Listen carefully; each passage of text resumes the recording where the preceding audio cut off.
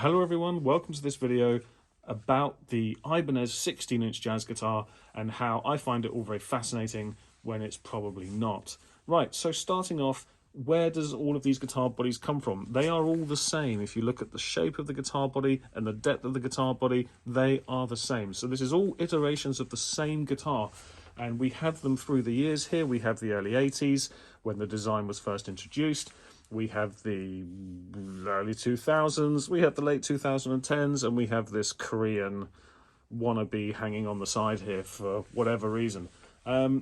So in the early 1980s, Ibanez wanted to change, or they didn't want to change, but perhaps the opportunity came along to change their 16-inch jazz guitar body away from copying the Gibson ES-175, which they could have continued doing, but they just, I suppose, they didn't want to. And along came Joe Pass with a Dear Quisto and said, "Hey, do you want to copy this?" And Ibanez went, "Well, yeah, let's copy that, stick our logo on the headstock, and now we have a guitar that people can identify with us."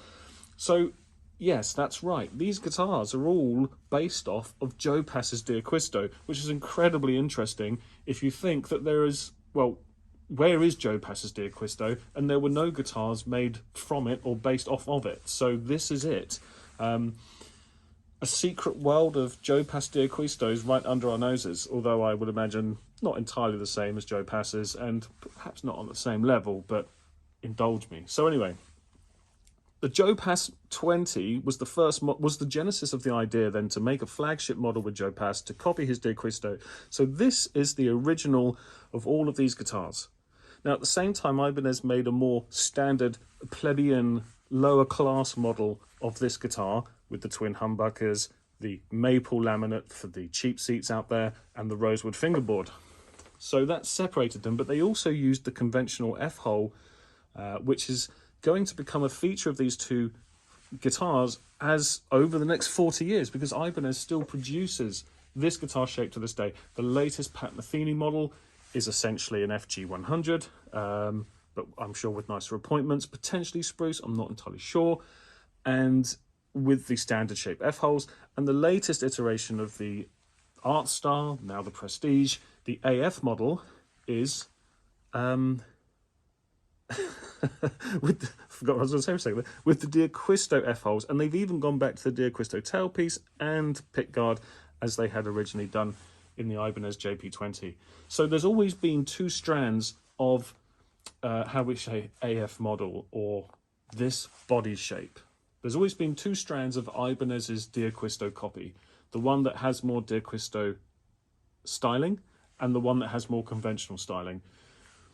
The FG100 is clearly a base model in comparison to this, but later on Ibanez took the Art Star, the Prestige, and made it their flagship non-artist model. So you can get artist models around that, but this is essentially Ibanez's flagship 16-inch jazz guitar, and has been for 20 plus years.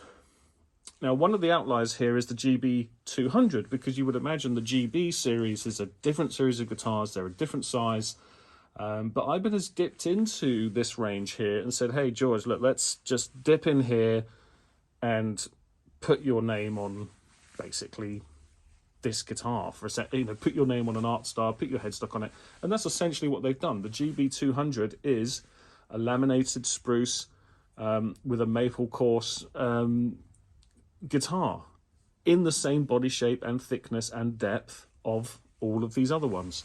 So that's the only time where kind of Ibanez's Dear Quisto copies clashed with George Benson's signature model series, because usually you would never find the Dear Quisto F-holes on a George Benson model, and you still don't. They still have the conventional F-holes on this model. So is there anything else that's more interesting about this? Yes.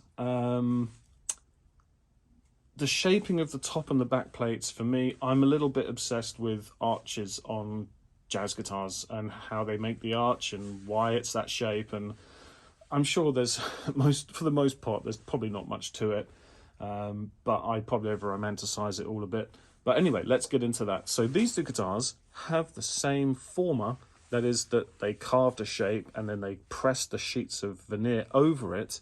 So that's the former, because it makes the form. these two were made on the same former. So the exact arch that you see in the top and the back is the same, exactly the same on both these guitars. So these guitars are the same. They were produced on the same formers. The bodies are the same. They just have different F-holes. They have different scale lengths, but we're just talking about the bodies. When we come to the GB series, what we see for the first time is something that Ibanez don't really do. And this is where it all gets a little bit funny. And we're going to go close into the action here. Right. So let's look at the earlier Ibanez offerings. The binding is the same thickness all the way around because the tops and the backs are pressed to the sides all the way around. But when we come to the GB200, they're not. This is the D'Angelico style where there's a gap between the top and the bottom and the sides, which is interesting. Why have they done that? Well, you would imagine that they did that if it was a carved top, or that they pressed a solid piece of spruce, or that they couldn't get the material down in the pressing onto the actual side, because pressing you can only get a certain amount of ton per square inch or whatever, and it depends if you use hydraulic or whether you use a vacuum press. Anyway, that aside, so to sum up then, the former used to make this is not the same as the one that was used to make these. So 10 years after these, they changed the former. And then we come, so this kind of model gets a bit of a facelift. Then we come to the Art Star. Well, this is the Prestige. I'd have to go and look at photos of the Art Star from the 90s. I would imagine they're like this. But when we come to the Prestige 200, the most recent iteration, I mean 2017, so okay, 5 years ago, but pretty recent, you see the same thing. They still have the gap, the D'Angelico style in the cutaway, the gap between the top and the bottom plates and the side. So then I thought, well, hang on. This isn't the same former as these two. I could understand this one being a little bit different because it's a GB. I mean, it's a kind of out there. But then if you actually start to feel the shape of the tops, you realise that the formers used to press this and this are the same. So from about the late 90s onwards, Ibanez changed the former that they used for these to these. And they're not the same. So that's one of the fundamental differences between the arch shape on these models. This one, the Korean version, actually, it's just a tier former that they made because there's no arching here at all, nor here. So it's a pretty cheap guitar, but for what it is, a great guitar. I think really that's about all there is to know. I think they all have three-piece necks. This one has a three-piece maple. This one then they go on to the GB style, which is a mahogany maple mahogany. I believe that would be the same here. Yep, mahogany mahogany maple.